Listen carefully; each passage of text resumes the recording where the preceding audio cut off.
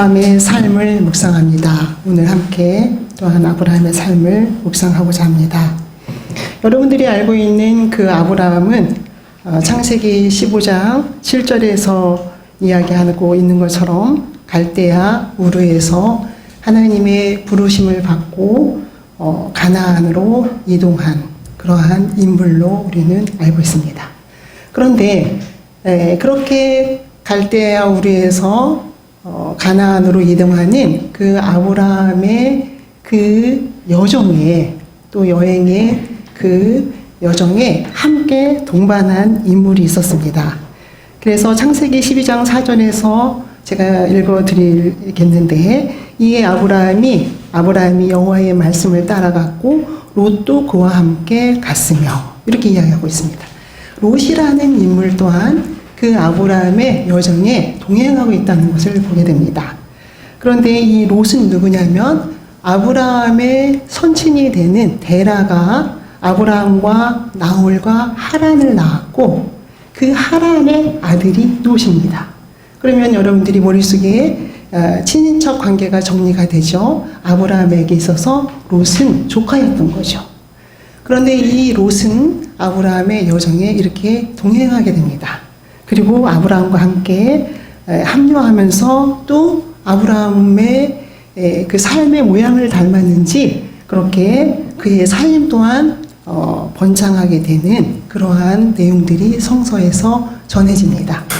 우리는 특별히 13장 3절에서 제가 읽어드리는데 아브라함의 일행 롯도 그러니까 롯이라는 인물도 양과 소와 장막이 있으므로 그렇게 양과 소와 장막이 있는데 그게 번창하면서 아브라함의 사람들과 아브라함의 목자들과 롯의 목자들 간에 갈등이 빚어지기 시작했어요.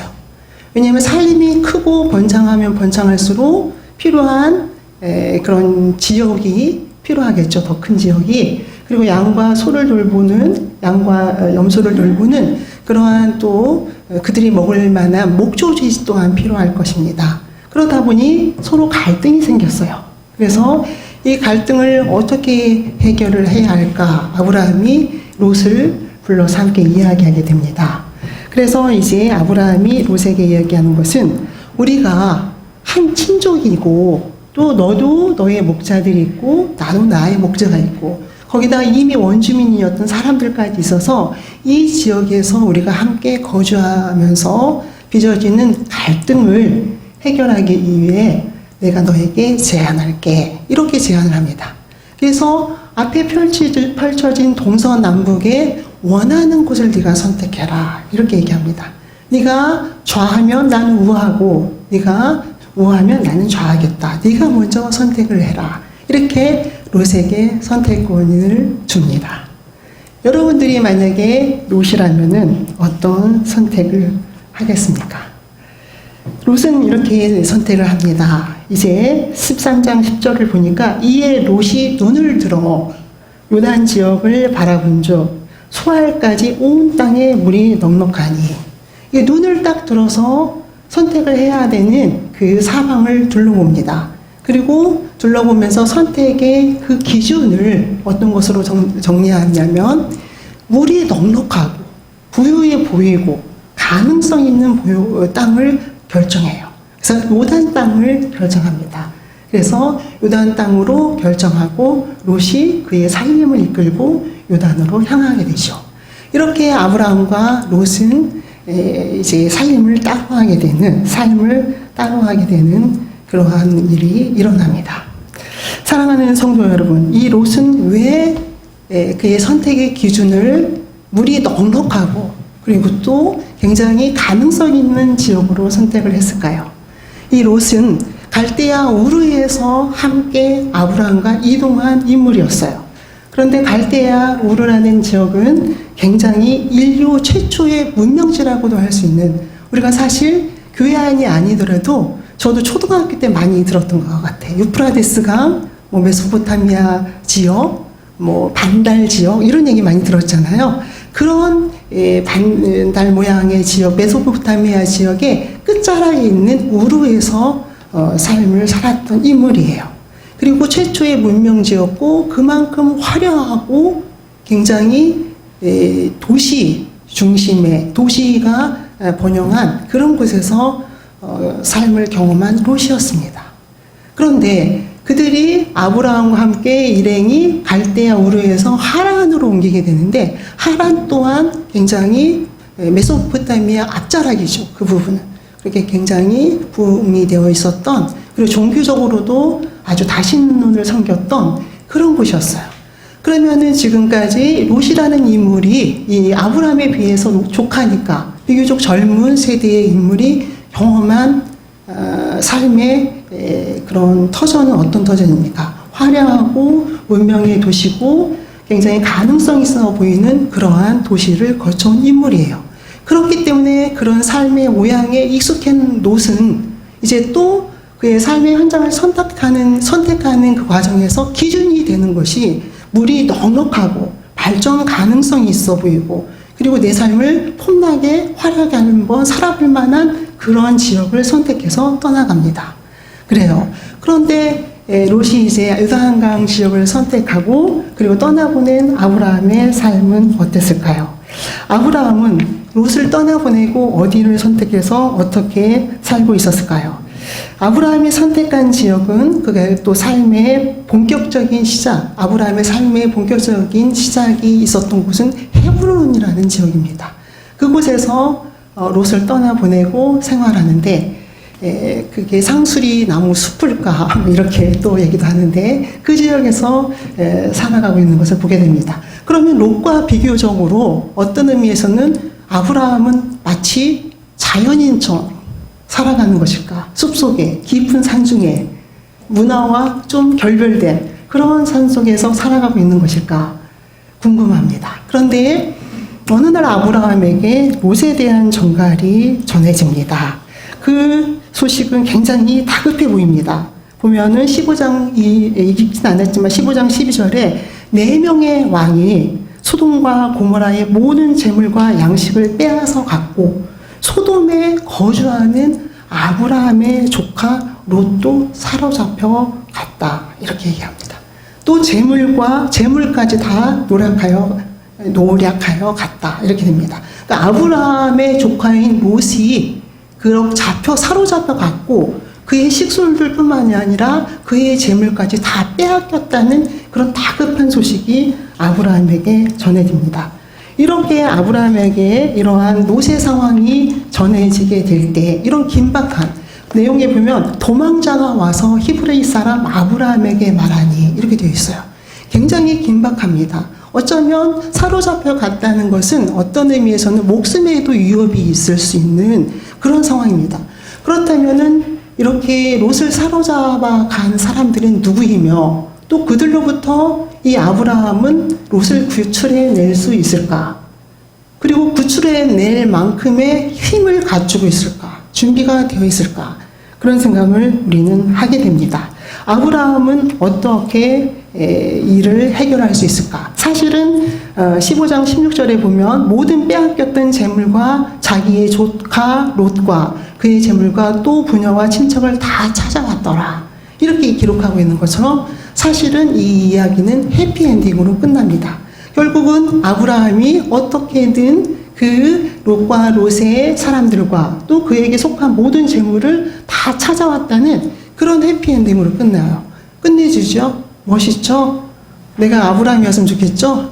자, 우리는 아브라함이 그동안 어떻게 살았는지, 또 무슨 준비를 했는지, 어떤 시간을 보냈는지 모르지만 해피엔딩은 우리를 즐겁게 합니다. 예, 그렇죠? 우리는 늘 해피엔딩의 주인공이 되고 싶죠.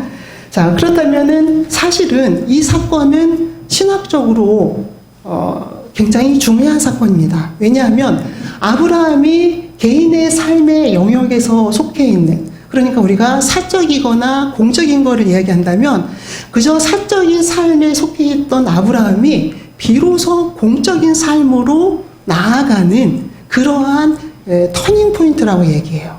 그러니까 우리가 집안에서만 혹은 내가 알고 있는 소수의 무리 속에서만 살아가다가 어느 순간에 어떤 사건을 계기로 굉장히 공적인 인물이 되는 스포트라이트가 딱 비춰지는 그러한 사건으로 신학적으로 굉장히 중요한 일입니다. 그렇기 때문에 아브라함이 사실은 세계 역사의 중심부로 그렇게 세계사의 초점에 서는 그 사건이라고 이야기하게 됩니다.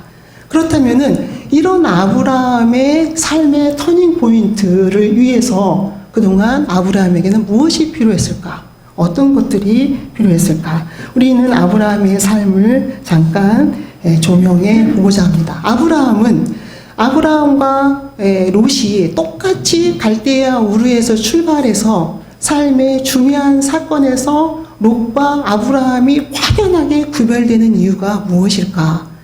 우리는 사실상 굉장히 화려하고 차분한 것 같았던 롯이 그의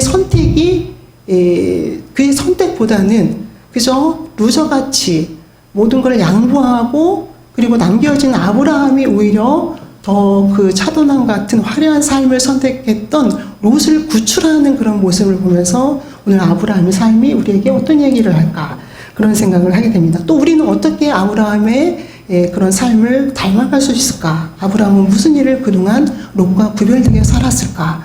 저는 아브라함이 먼저 예배자였다는 것을 얘기를 하고 싶습니다.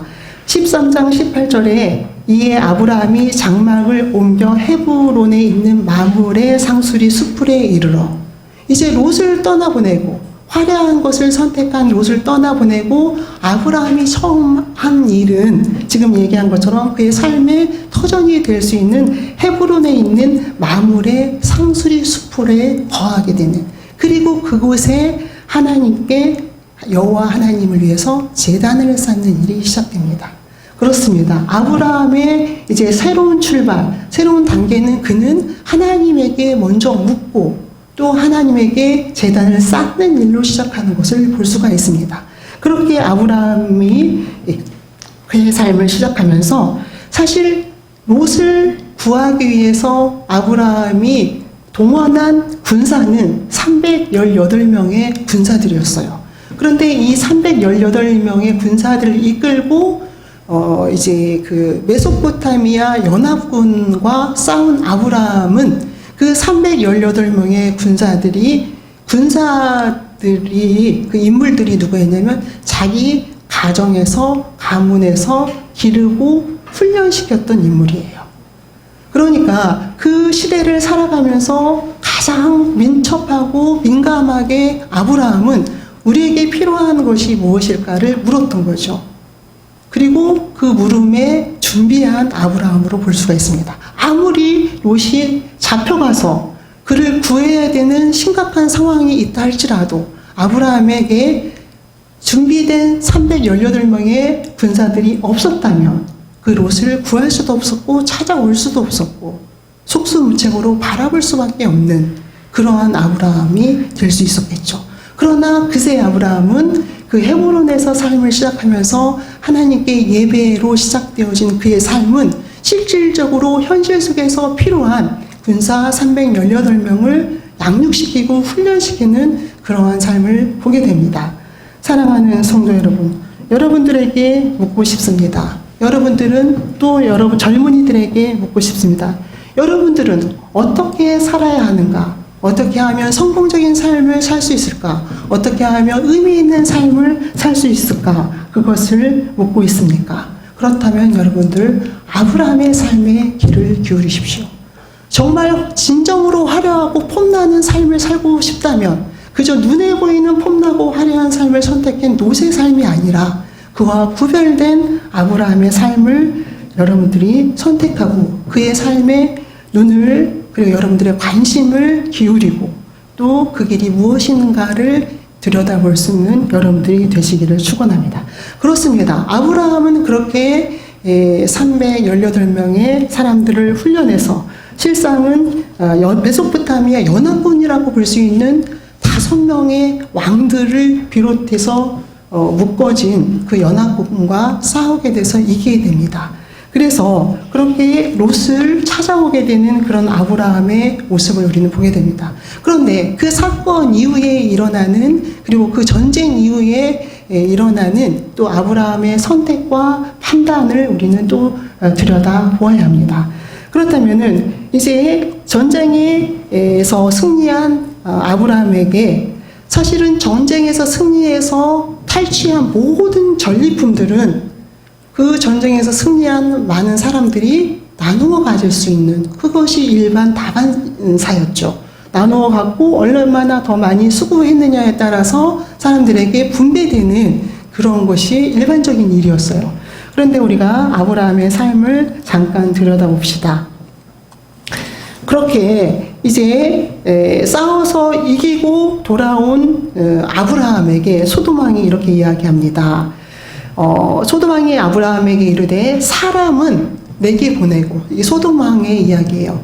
그러니까 메소포타미아 연합군과 소돔왕 그리고 4명의 왕과 아브라함이 여기서 같이 전쟁을 치른 거죠. 근데 여기 소돔왕이 아브라함에게 이야기합니다. 전쟁에서 승리하고 온 아브라함에게 얘기해요.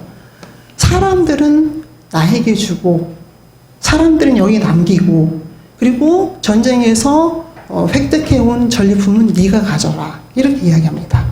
여러분 어떤 선택을 하실래요? 너무 좋죠? 이제 부자 될 것 같아요. 네. 그런데 아브라함은 이야기합니다. 어떻게 고백합니까? 아브라함이 그거를 no thank you 하죠. 나인 당케 하죠.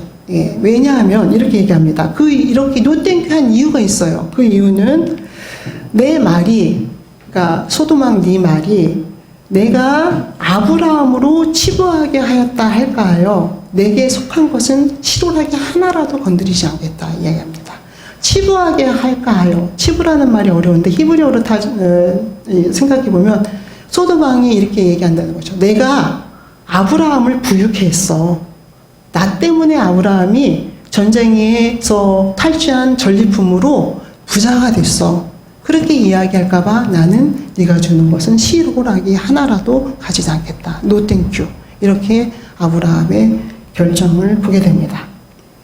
우리가 볼 때 그러면서 이제 나와 함께해서 전쟁 사람들에게 필요한 것들을 나눠주는 것으로 나는 만족하겠다. 이렇게 얘기합니다.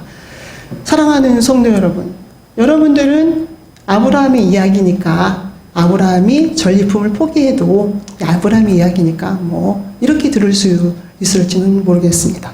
그러나 여기서 전리품을 포기한다는 것은 말 그대로 이제 부유하게 될 수 있는 기회와 그리고 그 부유하게 될 수 있는 기회를 그냥 우연히 손쉽게 얻은 것이 아니라 목숨을 걸고 나가서 싸운 아브라함이에요. 자기가 그동안 철저히 준비하고 훈련시킨 318명의 군사들과 자기가 목숨을 가지고 나아가서 싸운 싸움이에요. 그 싸움에서 얻어진 전리품이기 때문에 그건 너무나도 당연하고 너무나도 값어치 있고 그리고 그 너무나도 의미 있는 그런 전리품이 될 수도 있습니다. 그런데 그 전리품을 왜 아브라함은 노 땡큐를 했을까요?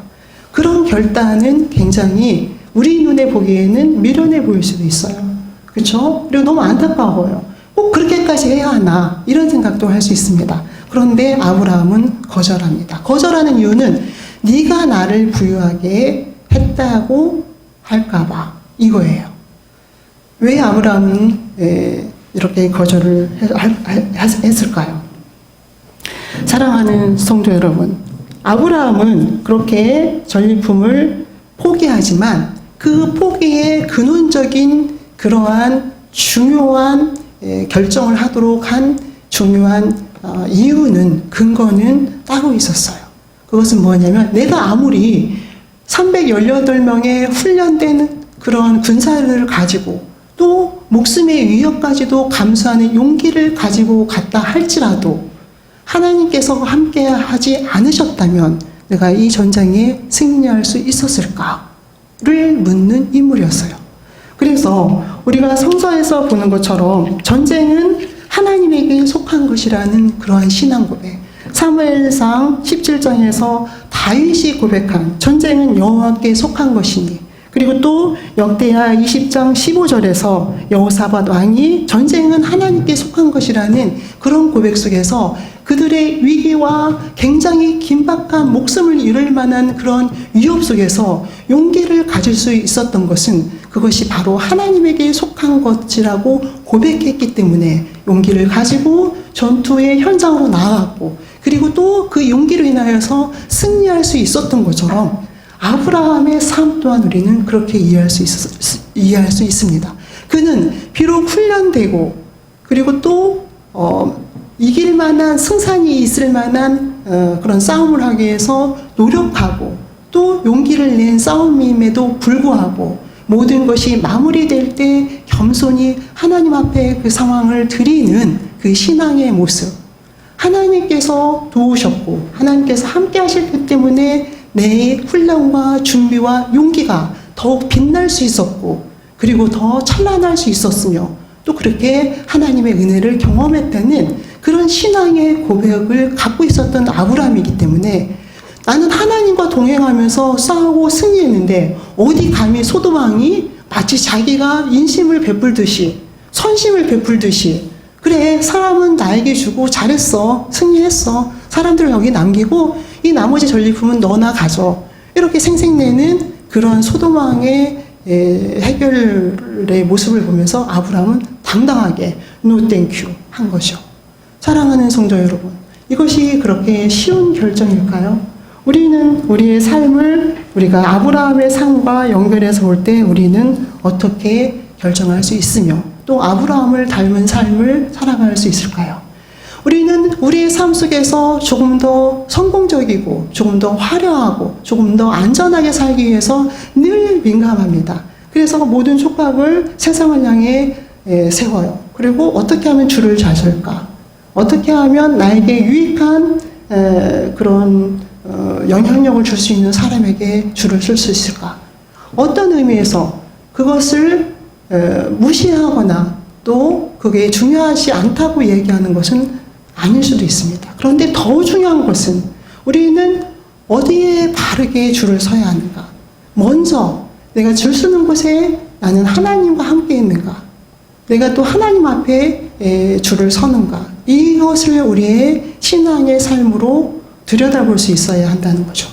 어떠한 일이 있어도 어떠한 상황 속에서도 하나님으로부터 일탈하지 않는 그 줄에 서 있어야 된다는 것을 이야기합니다.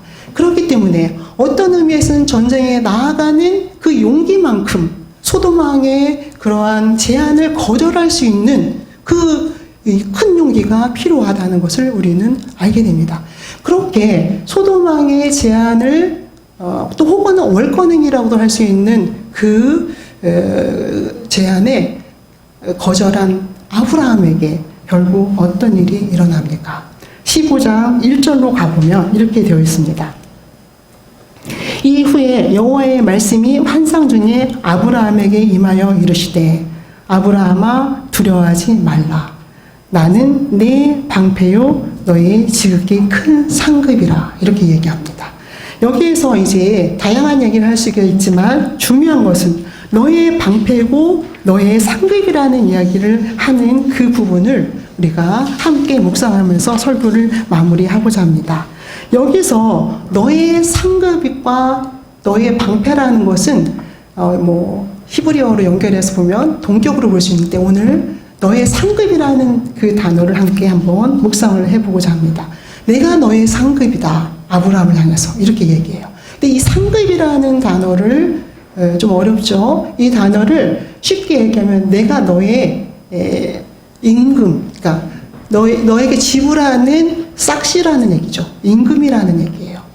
그러니까 소돔 왕이 너의 삶에 대한 그 전쟁의 승리에 대한 그 대가를 전리품으로 지급하는 것을 거절한 아브라함에게 내가 너에게 그 값을 지불해 주겠다는 얘기를 합니다.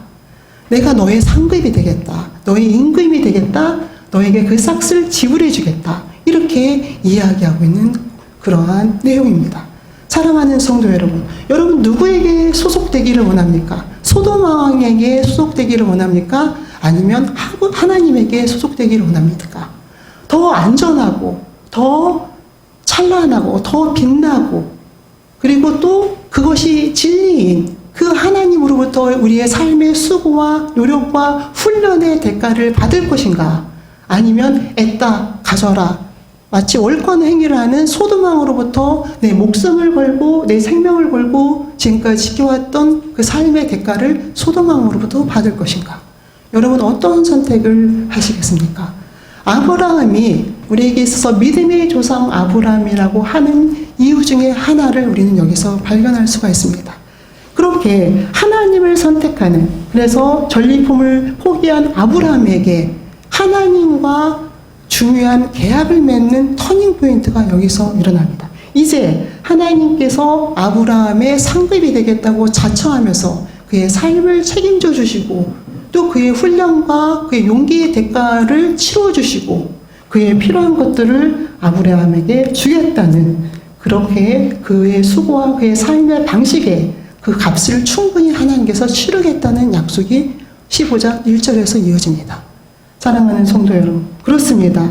우리는 누구나가 우리의 삶의 현장에서 진솔하게 그리고 의미 있게 살아갑니다. 그리고 또 의미 있게 살아가고 목적 있는 삶을 위해서 수고하고 훈련하며 또 그렇게 경우에 따라서는 내가 갖고 있는 이상의 용기를 내는 그런 일도 경험하게 됩니다. 그런데 그런 아름다운 삶의 수고, 그 삶의 수고가 누구로부터 보상을 받는 삶이어야 하는가를 오늘 우리에게 묻습니다. 소돔 왕으로부터 받을 것인가? 아니면 하나님으로부터 받을 것인가? 여러분들이 결정을 할 수 있기를 축원합니다. 하나님으로부터 그렇게 하나님께서 주시는 그런 상급을 받는 여러분들이 되시기를 축원합니다. 기도하시겠습니다.